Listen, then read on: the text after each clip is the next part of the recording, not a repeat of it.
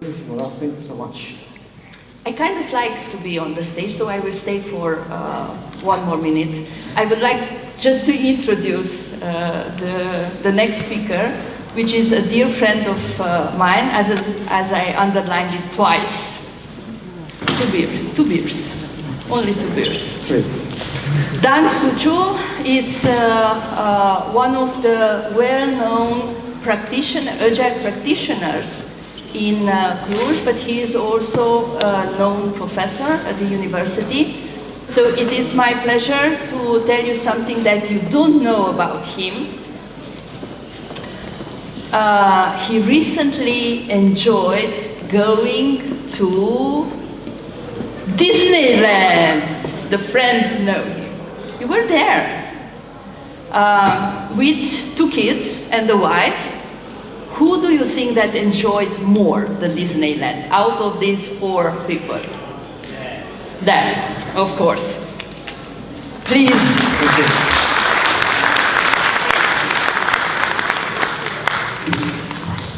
Okay, thank you so much. I'm back on stage, and I will stay more, a little bit more. I like a lot to play with words, so that's why my presentation is entitled Fragile Software Development, because I combined Agile software development with the fragility concept, trying to make a parallel between this mindset, actually, this way of developing software, and the concept described by Nassim Taleb in his book, which appeared a couple of years ago, called Anti-Fragile Things That Gain from Disorder. So the main question I would like to answer today is the following. Is software development fragile? So this is a very challenging question, I must agree, and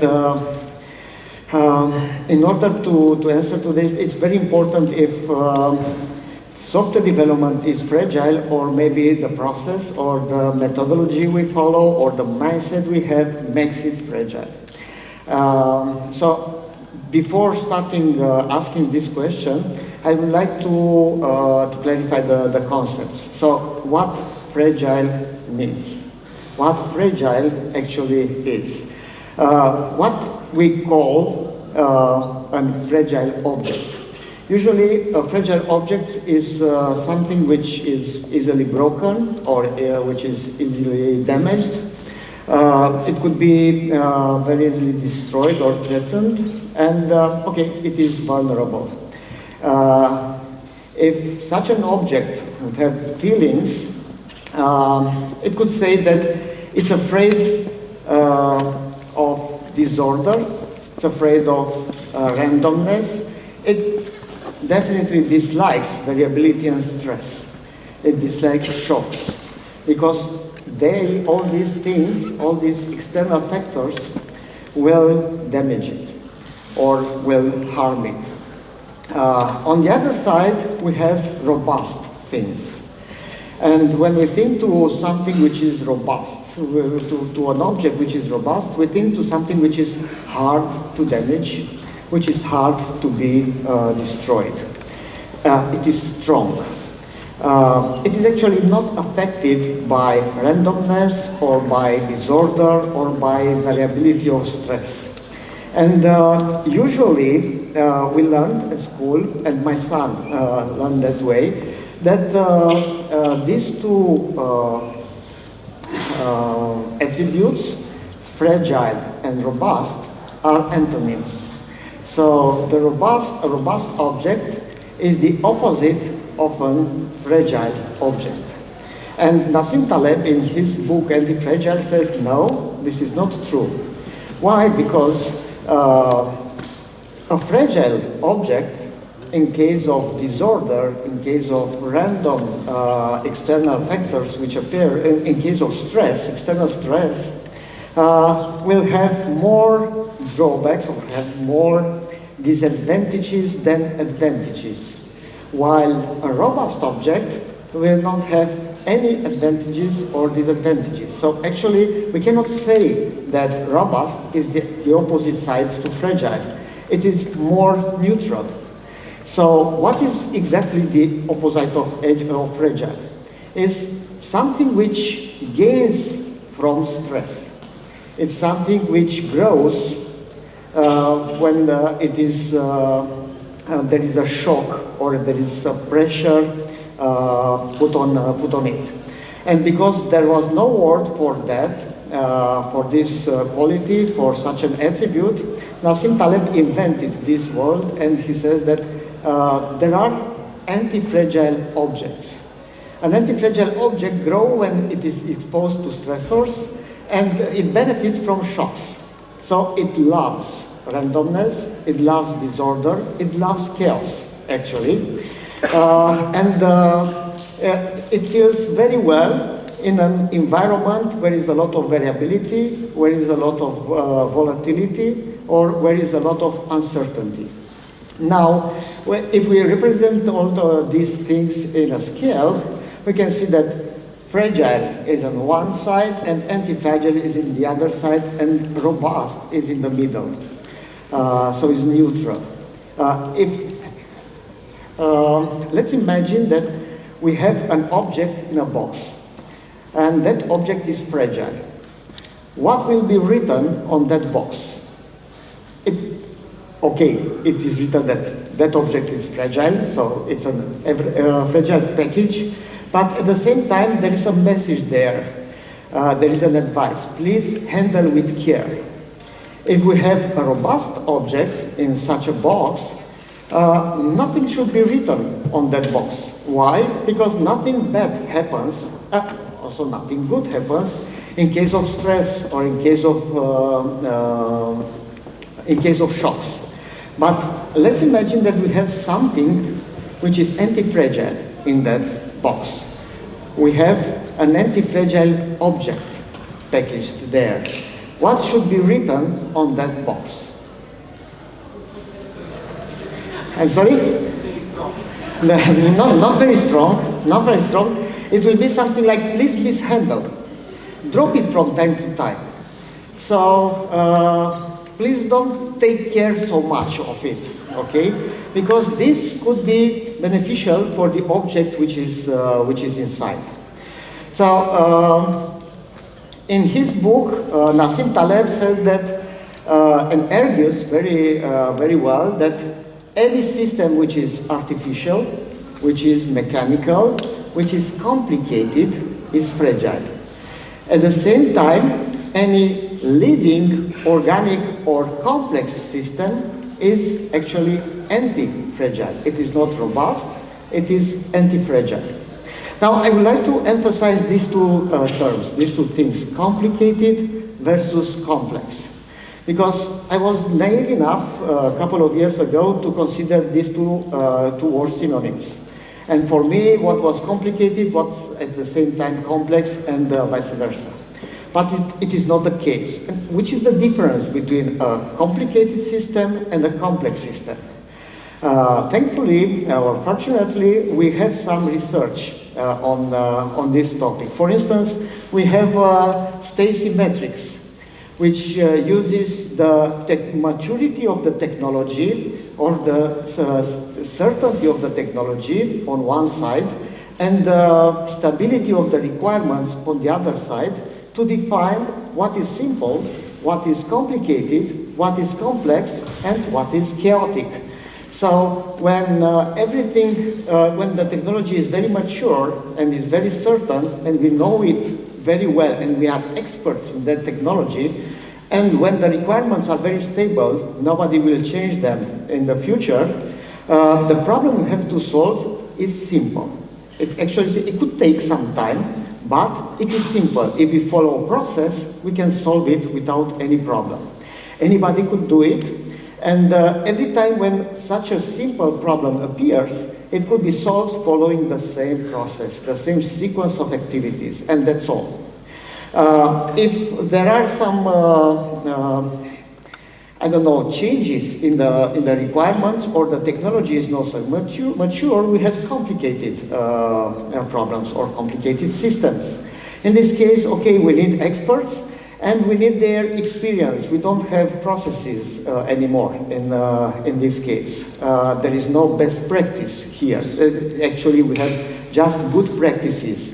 But there are many good practices. There are many good scenarios. And we have to choose one of those scenarios which is more appropriate for our context. And so on. So complex systems are those where the technology is not so mature and it's not so stable, and at the same time the requirements are not so stable. But not to the extreme, because in that case we are in a chaos. We are in a crisis, in a permanent crisis. And in that case, the manager, the project manager, it will not be called that way. It will be a fireman, actually, because it has to extinguish the fires every time. Now, there is another research. This comes from Dave Snowden, which defined and described Canevin framework. And he also classified the problems and the systems in chaotic, simple, complex, and complicated, but he used another way to define them. He used the relationship or the connection between cause and effect. And he said that for every complicated system, there is a clear connection between cause and effect. And what is very important here is every time when we do something, we obtain the same effect. We do again the same thing, we obtain the same effect, and so on. And this connection between cause and effect is predictable. We don't even have to do something in order to obtain an effect because we can anticipate. Based on our experience, if we are an expert or a specialist, we can anticipate this connection between cause and effect. That we do this, we'll obtain that. But in the complex system, there's still a connection between cause and effect. But this is not clear from the beginning. It is not predictable. We cannot anticipate it. What we do X and we obtain as a result Y, and after that we have to analyze that result, and based on our analysis, going backwards, retrospective, we can see that, that Y happens because of that and that and that, and in this way we can make the connection between cause and effect. But guess what? If we do the same thing in a complex system, we will not obtain the same effect. We can obtain a completely different effect. So it's not predictable, and the connection could be established just going backwards. Now, this is Dave Snowden's definition for complex systems and complicated systems. In his book, Nassim Taleb was more pragmatic. He says something like this: everything which looks more like a washing machine is complicated, and everything which is more similar with a cat is complex. So take any object from your environment, it looks like a cat, that means that object is complex. If it looks like a washing machine, it is complicated, and that's all. So that means that, for instance, a car is complicated, but the traffic is complex. The house is complicated, but the household is complex. A book is complicated. The thoughts inside the book are complex. The computer is complicated. The software inside the computer is complex. So this is the difference coming from different thinkers about between complex and complicated systems. Now, Nassim Taleb also gives us not a recipe, but a way of approaching complicated systems and complex systems. He said, because complicated systems are fragile, please don't stress them.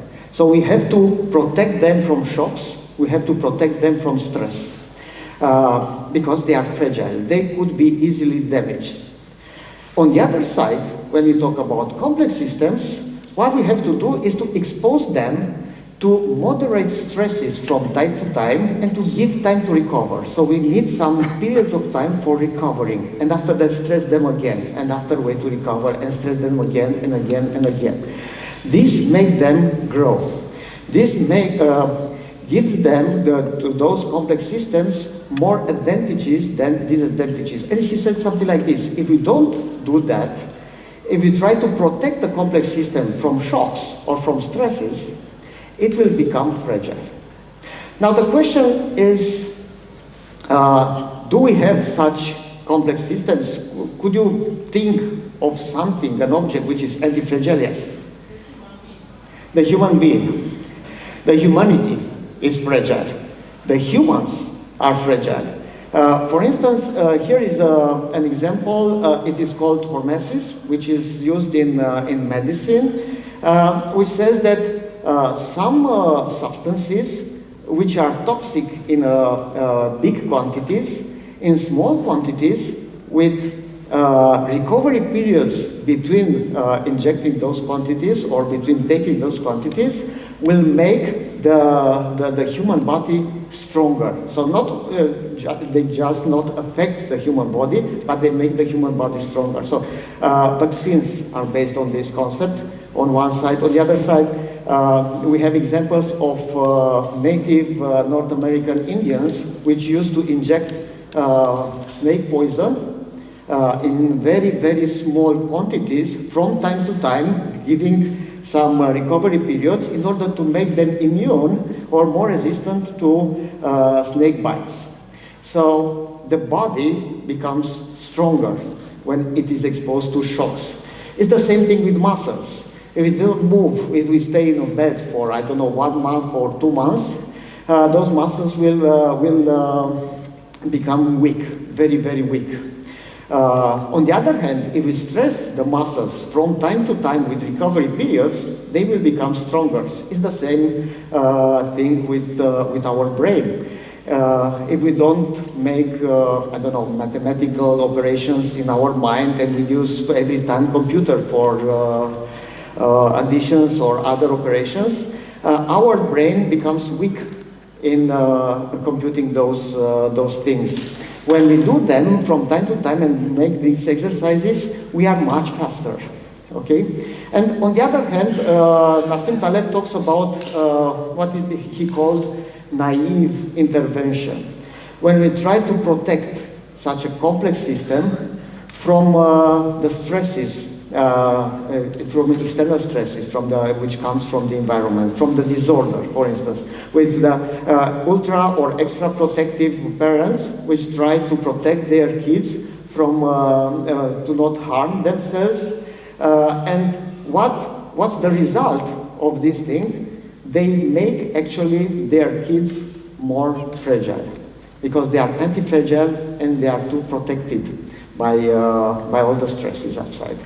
Now, the question is, after we, understood these two approaches related to fragile and anti-fragile systems, the question is, how is software development? Is software development complicated or is it complex? And I think that the answer is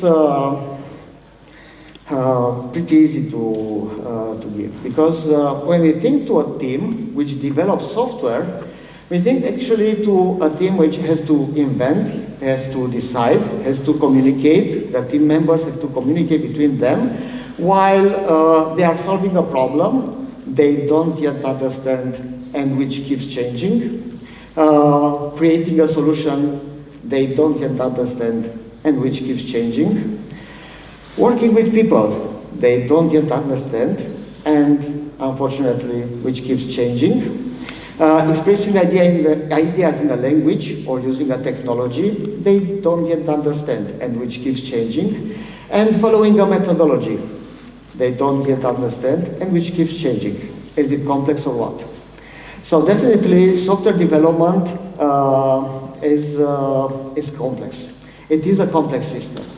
So if we want to make it fragile, we should follow an approach which is best suited for complicated projects.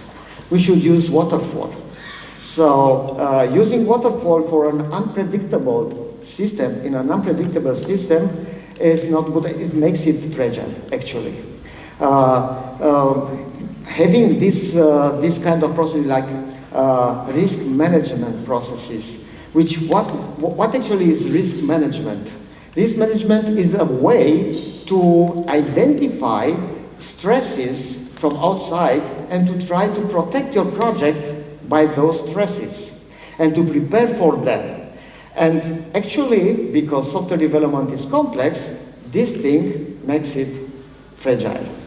Also, the change management here, you can see that it's a very complicated way to implement changes, because we are not, for such a project, we are not very comfortable to accept and to implement changes. So we try to not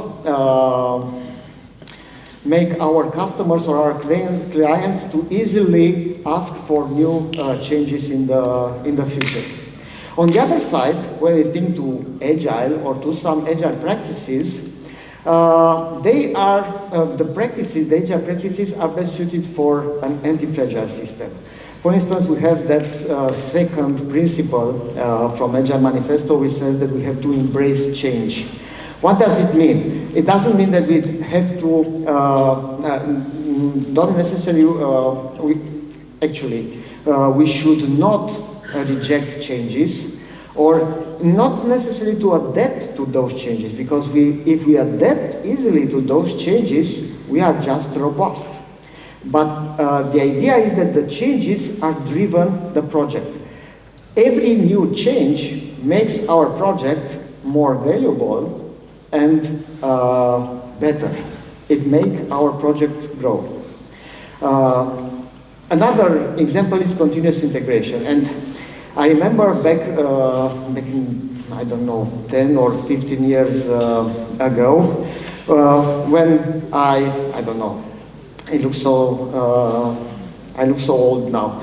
The idea was that every time when we tried to develop a software or develop a software product, we split that product in some components, and each of us got one of those components, implemented, and after that there was a time, maybe after, I don't know, 2, 3, or 4 months, when we tried to put them together.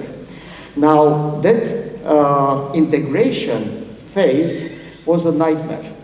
So we spent a lot of effort, we spent a lot of time, we were very nervous, a lot of conflicts appeared between us. So again, it was a nightmare. So when I heard that extreme programming is talking about a practice which is called continuous integration, I asked, what does it mean? That means to integrate your work with your teammates' work on a daily basis, even 2 or 3 times per day. I said, no way. Because I knew what integration means. It's a nightmare. What should I want to do it 2 or 3 times per day? But after implementing this, it revealed that it was like hormesis for a human body. Such a nightmare in small quantities with recovery periods between them makes our project better. And it's not just easier, but is much better for the quality of the project and for the quality of the final product. Actually, those iterations, 2 weeks, 3 weeks, or 1 week iterations, which are implemented by most of Agile teams, are introducing the same thing. A little bit of planning, a little bit of design, a little bit of development, a little bit of testing, and a little bit of feedback. And after that, we start again, and again, and again, and again. We do something specifically with a recovery period between those events, and this makes our project stronger. There are other practices which appeared lately. One of them is hashtag no estimates. And what hashtag no estimate says, it's very simple, it's pretty simple. It's a software project unpredictable? Yes. Why to estimate? Why to estimate user stories? Why to estimate tasks in a software project? Because if it is complex, that means there is no predictability, we cannot anticipate, we will always be wrong. Why to spend such an effort to estimate those things? So the main idea here is don't estimate. And it seems that there are a lot of teams right now which are working in this way, and they are performing pretty well. They are more effective than they were before when they did the planning session and when they estimated user stories with story points, or I don't know, t-shirt sizes, or zoo points, or other methods. Another practice is reteaming. What reteaming is, like Heidi Helfland defined, she said, reteaming is the art of destabilizing teams. And all of us know that a stable team is a performant team. Why to destabilize it? Why to do it for your team? And she said that stability, a stable team creates mediocrity. If we have a stable team, we make an anti-fragile system fragile.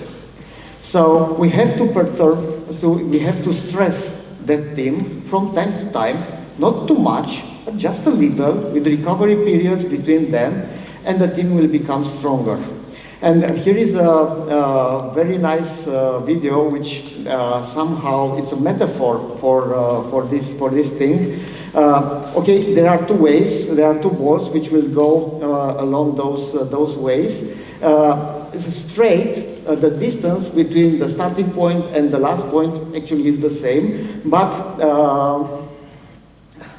the second ball has to go more, because the way, the length of the way is bigger.